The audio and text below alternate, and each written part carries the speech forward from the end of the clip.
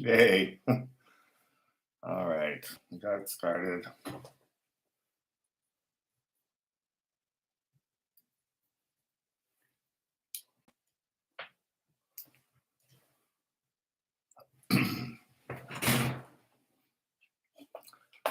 Okay, got this started, I believe. Don't know if anybody's here with me, so starting. And I'm just testing everything, so can't tell if anybody's here or not. That's all good. So, hello, welcome. My name is Brian Snyder, and I'm the founder of Your Body Never Lies. And this is the first video I've made in quite a while. The pandemic definitely took a bit of a toll on me. And well, I'm out the other side, I believe, and I'm doing good. We have a viewer. Thank you, Susan. So I'm making this video today because I have graduated somebody from my Your Body Never Lies college. And this person appears to be doing quite well and has given me the confidence to go public and open the doors to anyone who might like this education. And what this education is an intuition education. So the prize is an ability to know what's going on anywhere at any time, ultimately. And to get there, we peel off layers. And what I've discovered in my studies is that the first thing we need to take care of is our suffering. So there's a mechanism that our bodies have that perpetuates old upsets. And that mechanism is not hardwired, it's software. And it's software that's essentially been hacked. You were hacked by the universe or by life, by your life experience to regurgitate or replay your upsets and your traumas and your feelings of inadequacy. Um, these layers of suffering prevent you from perceiving the world as it actually is. Those traumas create filters or layers through which you see the world. And the really good news is that I figured out or been given a way to cut through that very quickly. And the video today, I'm going to give you techniques to cut through that stuff quickly because I understand how it gets triggered and also how to avoid those triggers. So today you're going to get techniques on how to avoid rekindling old upsets. That's going, if you've never heard the information before, or if you don't know how to get out of old upsets, it's invaluable. It's priceless. Before we get to that, though, I would like to tell a story called The Best Guru on the Block. And what this comes from is Mad Magazine. When I was a kid, I loved reading Mad Magazine. And one of the most memorable comics for me, and probably many people my age, was a comic strip of pizza shops. And they're all on the same block. And the first one says, best pizza in the city. And the next shop is advertising best pizza in the county. The next shop advertises best pizza in the state. And the next one says best pizza in the country. And the other one close to the end says best pizza in the world. But the one that everybody's going into is the place that's advertising best pizza on the block. That's a comic that stayed with me for a long time. I think that was actually originally drawn in the 50s. And then when I saw it in the 70s, it was already probably deeply embedded in the adolescent minds of many people. That concept, though, of being the best right here, right now, is exactly what I'm going for. I'm not actually interested in being a guru, but I am a spiritual teacher. And guru is just a word. I strive to be the best teacher I can be for the people who show up at my school. I do not care about being the best teacher in the world. I do not care about I don't know, I just don't care. I don't care about having the fancy haircut. I don't care about looking good, and I don't care about making a shit ton of money. Nor do I care about putting on a face for people. I I am myself. I am myself on video, and I am myself all the time. And people who've met me in person will tell you that I am the same on video as I am in person. And to me, that's the acknowledgement that I am free. I am free to be me. And that's really the key to everything. So, I want to talk about spiritual teachers and gurus for a minute and then get into some good information. So, there are a lot of teachers out in the world, and um, as far as I'm concerned, there's only one that really matters. And he's spoken about in Autobiography of a Yogi, chapter 31, I believe. He's known as the Yogi Christ of India. And although I can't confirm much of the story I've heard, or that he told people that I've met anyway, is that he achieved enlightenment some 9,000 years ago and has been able to keep his body ever since. And so it doesn't really matter if you believe that or not. What matters is that you know that there are spiritual teachers in this world, and that most of the ones you meet, they're not. They pretend to be, but they're not. And by the end of this video, you're going to know exactly how to tell a good spiritual teacher from a false one. There's no such thing as a bad spiritual teacher. There are just teachers that will give you good information that will advance you, and other teachers that will get you stuck and teach you a lesson about not believing everything you hear. A lot of what's going on with spiritual teaching, especially in the West, I hearken or liken to cargo cults from World War II.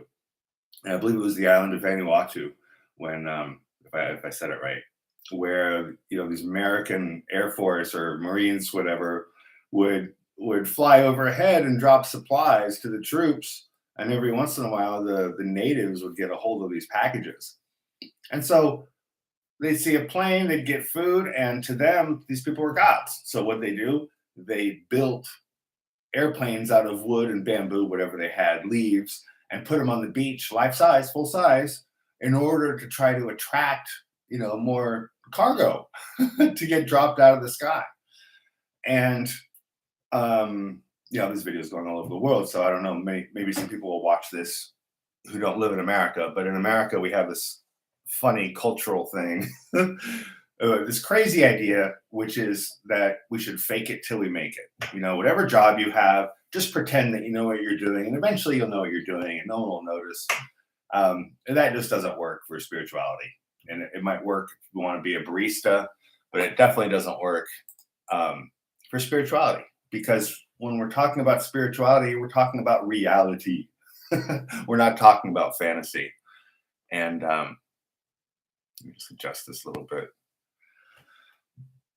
So, just on its face, faking it till you make it does not work. Okay. Now, take a look at cargo cults. Many teachers in America are doing the same thing that those islanders did 60, 75 years ago. They try to look like Jesus, or they try to look like some Swami somewhere, or, the $200 haircut. And in their promo videos, they're always looking off into the distance, or they're giving you some big wide-eyed look to prove how present they are. And it's all BS. And maybe from some perspective, they're valid, but from my perspective, it's just a bunch of nonsense. And today I'm going to explain how and why, and that will allow you to cut through it. So, the thing that we need to talk about today, because if you're watching this video, you're interested in gurus, you're interested in spiritual growth. What we need to talk about today is guru shopping. And this is what people do, and they think they need to find the perfect teacher. So you'll go to one teacher, and you go to another teacher, and then we go to another teacher, And we measure and compare these teachers to figure out which one is the best one for us. But measuring and comparing is sabotage. It literally sabotages your experience. And I've seen this. I have been to so many teachers and gurus and saints, it's outrageous. And inevitably, in every single crowd, and it doesn't matter if you go to Gangaji, or Guru Maya, or Amachi, or anyone else, there's always a crowd of people who are a bit aloof, and they're measuring and comparing. They want to see, they're trying to figure out if this person's really spiritual or really knows what's going on. And that measuring and comparing literally sabotages the experience. We actually miss out on a lot of information. And this is because when we measure and compare things, and particularly people, we always end up noticing that one side of what we are measuring and comparing is not as good as the other. I mean, that's literally why we measure and compare, is to figure out which one is good enough or which one is better than the other. And while that might be fine if you're buying a used car, when it comes to finding a spiritual teacher, that is sabotage. And this is why. Because everybody you meet has something to teach you. Literally everybody. And some of those things are going to be really fantastic and wild and life-changing in a super positive way. And other times what you're going to learn is who not to pay attention to. But that's also a valuable lesson. You should not avoid those lessons. Every teacher you meet has something to teach you. There's no doubt. Otherwise, you would not be meeting them. I guarantee. It's just the nature of the universe. The universe lines up. Always. It just does. And sometimes it takes a while, but it always lines up. So, when you've got a spiritual teacher who starts to measure and compare themselves to others, that's when they start wanting to get the $200 haircut and the fancy clothes and the promo material that makes them look all, I don't know, high. I just, the word spirituals, I don't know, it's kind of a 4-letter word. And I hope y'all get what I'm saying.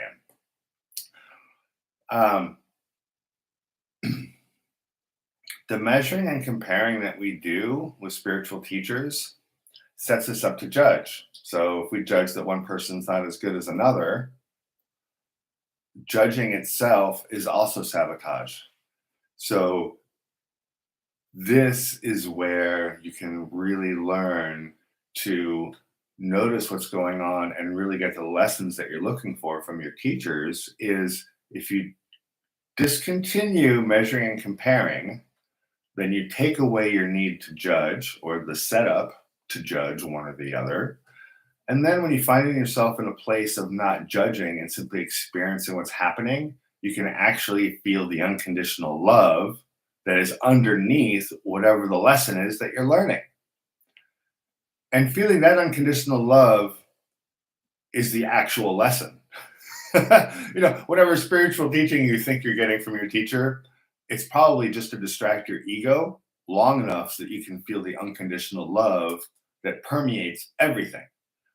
Because the world that we actually are in is simply a big bowl of love. It's just, that's all this is. And when our experience is other than that, it's because we are measuring and comparing. It's because we are judging. And when we judge something, we literally make it the other. If you judge something as bad, you're telling your subconscious that you're separate from that thing because you don't want to be bad. So literally measuring and comparing creates judging, creates separation. And that's basically how life goes for most people. And if you recognize that in yourself, this is what I'm offering to you. Discontinue measuring and comparing people. When you meet somebody, just notice who they are. Just notice. That's all you got to do. Notice the obvious. That's it. And you probably notice that they're just as scared and worried about being alive as you are. But when you don't measure and compare, and when there's no judging, there's no othering of that person, now you can have a true connection and communicate and find your freedom, because the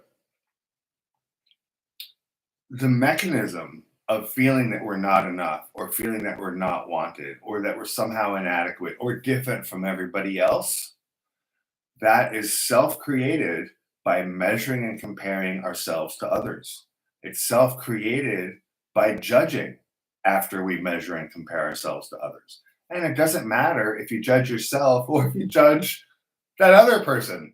Like, it's judging that is the problem. It's not what you judge, it's judging itself. So, the relaxation today, the relaxation exercise is to just discontinue measuring and comparing.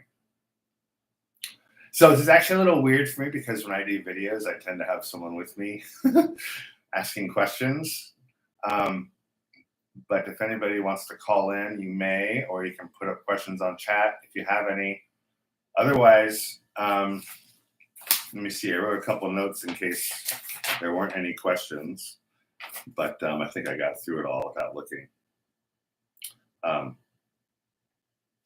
Yeah. Oh. No question? Okay, so to talk about cargo cults for a minute, I just want to get specific about that because I've been finding it so funny the last couple of months.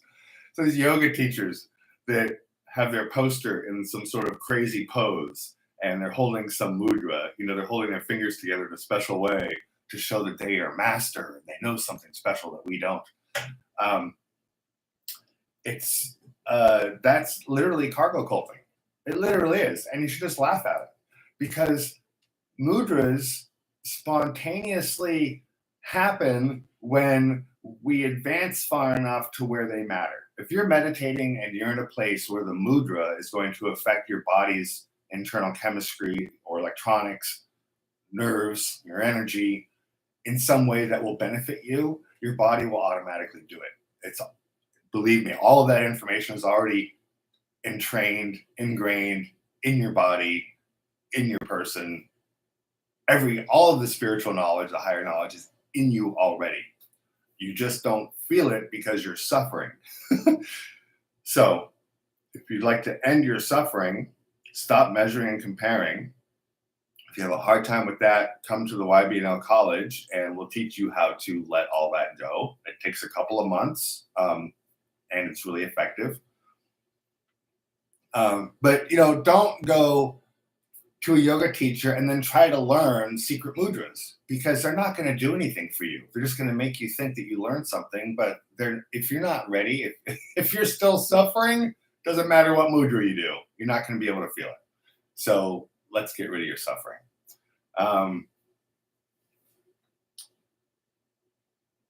As far as what not to do, it's about not measuring, comparing, and not judging, right? Not othering the people that you think you don't like. The key is to let things be the way they are and let things be. That person's a punk rocker yelling at his dog. Let him learn that lesson. You do not need to judge that. You don't. Like, those judgments impact your body harsher and deeper than your judgments impact that person over there that you're judging. Who, like, I don't know, do you really care if people judge you? If you do, you're in a fantasy and suffering. So stop it. The real key is to feel your body and feel the sensations. If you aren't measuring and comparing, and if you're not judging, you can feel your body and notice what's really going on. If someone comes in your presence and you measure and compare the clothes they're wearing and you judge them, then you're not going to connect and feel what's really going on. And if you let them be who they are and don't judge them and actually communicate with them, that person, instead of just being the punk rocker that you don't want in your life, maybe they're like the greatest person ever who's here to teach you the thing that you've been trying to figure out for a decade. But to get those connections and to figure those things out, we get to stop measuring and comparing. So that's the lesson for today. Measuring and comparing sets you up to feel not good enough and to feel separate from the rest of the world. So stop doing it. Just discontinue. Now, it's a habit. It's an addiction. It's really hard to give up, and it doesn't have to be. It's just a choice. You catch yourself measuring somebody or judging somebody, you don't judge yourself for judging them. You just stop. Say, oh, I was judging them. Whoops, I won't do that anymore. And then you're done. And you just move on. Anyway, that's a small key from the YBNL College. I hope you find it helpful. If you're here at the YBNL channel on YouTube, go to the YBNL Playshop. The Playshop will walk you through the steps to let go of your suffering completely. And by suffering, I don't mean that you'll never suffer again for things happening. If you break your arm, it's going to hurt. But once your arm is healed, the suffering will be done. You will no longer suffer for, oh, why did my arm break? Or why did this happen to me? Or, oh, I remember when my arm was broken, how terrible that was. You just won't play those games anymore. You can let the past be in the past and simply be here now, because the past is not worth suffering about. It just isn't. An example of that, I'll tell you what I've been through. I was born with a heart murmur. I was told my whole life that I only had a few years to live, maybe. Like I was told it would go away. Like, oh, your heart murmur will go away, when you're 4 or 5, then you'll be okay. But it didn't. It'll go away when you're 7 or 8, but it didn't. It'll go away when you're 10. And it never went away. And I was like prevented from doing physical education. I had a note to always get out of jogging around the field in junior high school or elementary school. I was out of physical exercise because literally the doctors were concerned that my heart would just give out.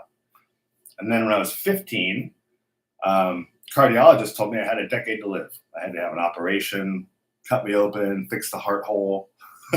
Otherwise, I would not survive having my teeth pulled, my wisdom teeth.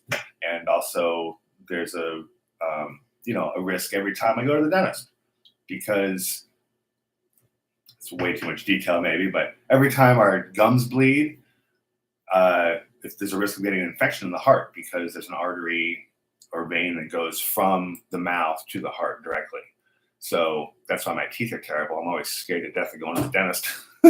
But I have more than doubled my life expectancy. I am 54 years old now. 50. Oh my gosh, I'm 55. I just turned 55. And I was supposed to be dead by 25. So understand, I grew up with this suffering of I was going to die any minute from my heart giving out. And I would, during physical education classes in junior high and high school, I would get to stand on the sidelines and think about that for 90 minutes while everybody else got to run and play and have fun. So I know about suffering. I do. When I was 5, 6 years old, 7 years old, I was physically and sexually abused and bullied, in the neighborhood, and had to deal with my mother ignoring the abuse and essentially letting it continue. I'm over that now. The sexual abuse wasn't fun. The physical abuse definitely wasn't fun. My first experience in school, pre-kindergarten, I was at the, I'm not going to say the name of the school, but I was at a bilingual school in Paris. And that was really the issue that caused all the abuse I went through, is that I was the other. I was the American hanging out with all the French kids. And so, of course, I was the one that got picked on. But, man, they stuck my finger in a pencil sharpener, like, hey, Brian, do this. And I put my finger in a pencil sharpener and then, tried to sharpen my finger. So, that's my first experience at school. That wasn't fun. But I can laugh about it now, because the things I used to suffer for are just pictures in my mind. The energy that I used to have affixed to those experiences is dissipated. I've reclaimed it. And if you do the YBNL program, if you take the Playshop here at YouTube, you too will learn how to reclaim all of that energy, so that the things you suffer for can just be pictures in your mind that don't matter. I mean, literally, the abuse I put up with and had to deal with at 6, 7 years old. I mean, it has the same charge for me as like, what did I have for breakfast today? There's just no charge. There's none. The issue I have with it is that my mother is in denial and blames me for the abuse I went through. She said it was my fault for wanting to go out and play. So yeah, I'm pretty much done with my mom. And I am saying this so you know that my life is not perfect. I am not one of these teachers that tries to put out there, that I'm like Jesus, or pick the name of any teacher you want, because that's not me. I am just like you. I was born, I suffered, um, and I just decided to spend my life unraveling this and figuring it out. And that's what I've invested my life in, is unraveling this, and I have. So we have, let's see, my first graduate, I think, is still here. Susan, want to type something in and say hi? I don't know how to. I don't think you can get in here and talk, but do you want to share with anybody on the chat what your experience was? And while we're waiting for that, and if anyone has a question, you can also type in chat on the questions, and I'll answer them verbally. And if you'd rather call me on my phone, I'll give you my cell number. I just don't want to give it out randomly unless someone's actually going to call. And let me think of what else I can share with you today. The YBNL College isn't actually open to the public yet, but I'm hoping to figure that out this week. I basically just need to figure out the payment. So what I've done is I've taken about, I don't know, $10,000 or $15,000 worth of workshops, like what I would have charged pre-pandemic for live workshops, and put the workshops online into a college. And takes about a year to get through all of the information. And I'm hoping to charge minimally for this because, I do not need to be wealthy. The reason I was charging $4,000 or $5,000 for my classes before is that I was only getting 2 or 3 people. And, that's what it takes. But if I can get 10,000 people to sign up for my college, I can charge them $100 each. And that'd be great. I see that Susan's taking notes. I think you've heard all this before, Susan. Yeah, so the college should be open soon. If you're interested, you can email me. My email is giftsofpresenttime@gmail.com. It's also news@yourbodyneverlies.org. Got a couple random emails. But that should be open soon. And anyway, I hope you got something good out of today. I hope you find that helpful. A little introduction to myself and Your Body Never Lies. I'm hoping to do this again. Certainly should be able to do at least one video a week, and hopefully people will start coming in and calling. I will. I do have a landline phone number that I'm willing to give out, so I just need to figure out how to get it close to the computer here so I can actually talk to you, and that would be fun. So if there's any questions, let me know right now if there's a question. Otherwise, I think we just need to end and get on with our weekends. Well, it's really bizarre that I can't interact with anybody. I've never even. Ooh, there's emojis here. Okay, so I'm gonna do.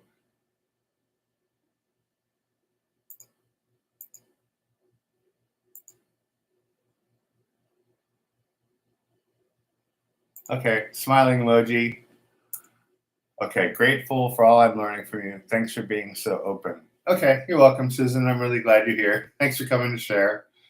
And I hope we can do this again. Well, should be able to do it again next week. I don't know what the schedule is going to be, but if you have any questions at all about anything at all, I'm happy to answer them. And if I don't have an answer, I'm also perfectly willing to tell you that.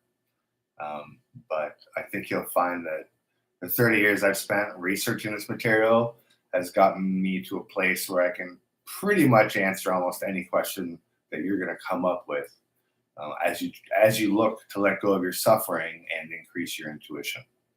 I look forward to seeing you again soon. Thanks a lot. Okay. All right. That was fun. Bye bye.